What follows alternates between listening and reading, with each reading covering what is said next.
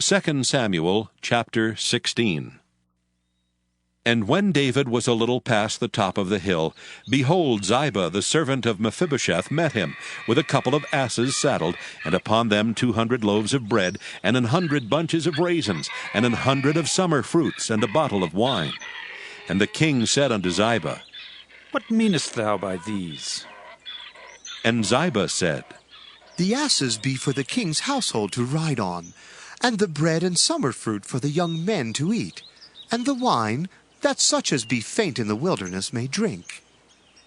And the king said, And where is thy master's son? And Ziba said unto the king, Behold, he abideth at Jerusalem, for he said, Today shall the house of Israel restore me the kingdom of my father.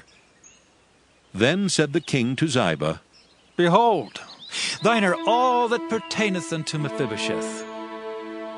And Ziba said, I humbly beseech thee, that I may find grace in thy sight, my lord, O king.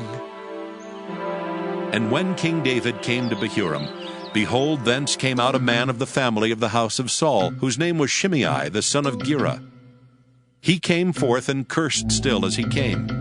And he cast stones at David and at all the servants of King David. And all the people and all the mighty men were on his right hand and on his left.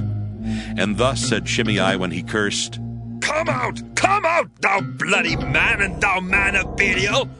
The Lord hath returned upon thee all the blood of the house of Saul, in whose stead thou hast reigned. And the Lord hath delivered the kingdom into the hand of Absalom thy son.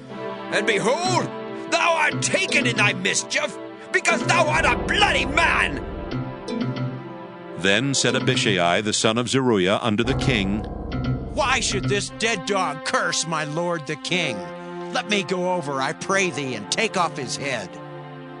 And the king said, What have I to do with you, ye sons of Zeruiah?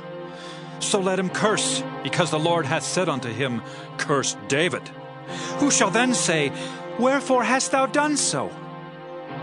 And David said to Abishai and to all his servants, Behold, my son, which came forth of my bowels, seeketh my life. How much more now may this Benjamite do it?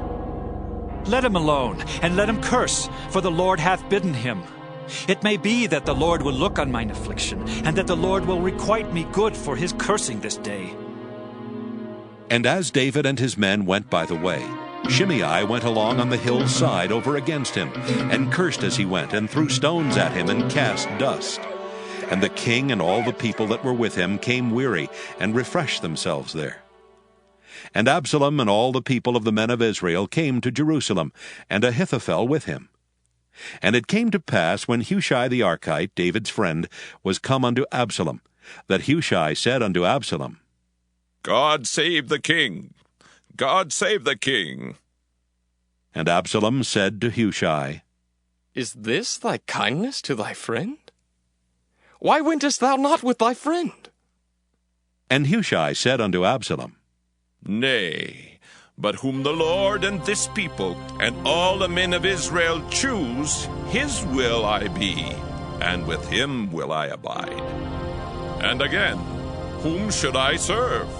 Should I not serve in the presence of his son, as I have served in thy father's presence? So will I be in thy presence.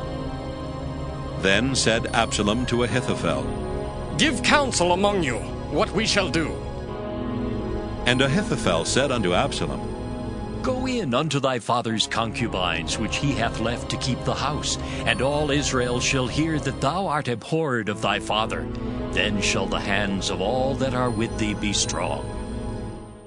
So they spread Absalom a tent upon the top of the house, and Absalom went in unto his father's concubines in the sight of all Israel. And the counsel of Ahithophel, which he counseled in those days, was as if a man had inquired at the oracle of God. So was all the counsel of Ahithophel, both with David and with Absalom.